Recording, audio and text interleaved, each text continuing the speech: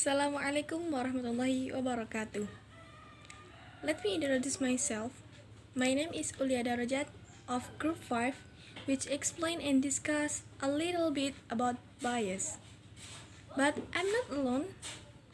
Later, my friend will also explain biased material as well. Okay, get on with it.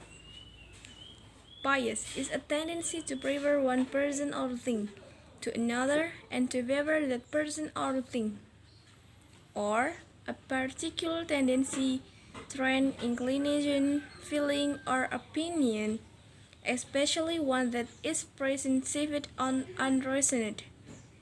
For example, illegal bias against older job applicants, the magazine's bias toward art rather than photography, our strong bias in favor of the idea, or unreasonably hostile feelings or opinions about a social group.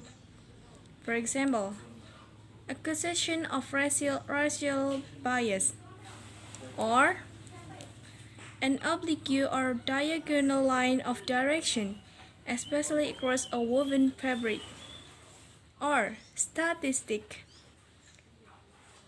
a systematic as opposed to a random distortion of a statistic as a result of sampling procedure. The next will be supplied by my friend Alyaa Hannifah. My name is Alyaa Hannifah M. In my opinion, bias is prejudice, mean a strong inclination of the mind or preconceived opinion about something or someone. Bias is important when you are researching because it helps you see the purpose of a text, whether it is a place of writing, a painting, and anything. There are several ways to identify bias. The following question will help to identify bias. That is, who created the resource? When was the resource created? Why was the resource created? And who was the resource created for? There are several common devices or techniques used by writers for bias material. Some of these are use of words for emotional effect, reference to great men philosophy, bandwagon, plain folks. The next will be delivered by my friend Salma Hamidah S P. There are several common devices or techniques used by writers of propaganda and biased material. Some of these are verse, use of words for emotional effect. Words like commie, racist, hippie,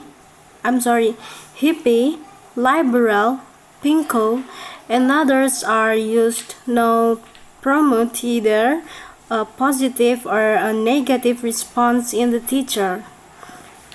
Second, reference to great men. Politicians often refer to famous men in the history of our country in order to gain support for their ideas. And third, flattery. The writer may use praise to try to gain a positive reaction from the reader. My name is Devi Rahmawati. In my opinion, based on the material I have read, that critical reading requires that a reader recognize bias in writing. Without this recognition, the reader might become the victim of the writer's propaganda. Clear biases are visible in the adjectives used by the author. Most biased authors would have a higher number of opinions over fact. For some authors, the biases are subtle, strong adjectives are absent. An author shows bias by leaving out information or by altering facts to force the reader to have a certain opinion about a subject or to convince the reader to take a certain option. Bias means that a statement or question shows a preference for or against an idea, an object, or a person.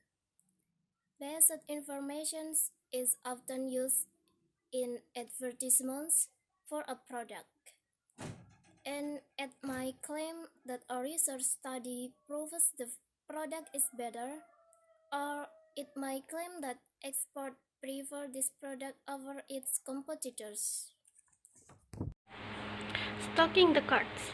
Instead of giving an objective description, the writer might give evidence to support only one side of a question and might deliberately omit any opposing ideas. Bandwagon. A writer might suggest that everyone is doing something or thinking in a certain way and that the reader should do the same. Plain hoax. Many politicians and advertisers try to appeal to common people. Politicians attempt to make voters identify with them by presenting themselves as ordinary people. That's the explanation of our group. If any mistake or the others, we apologize profusely.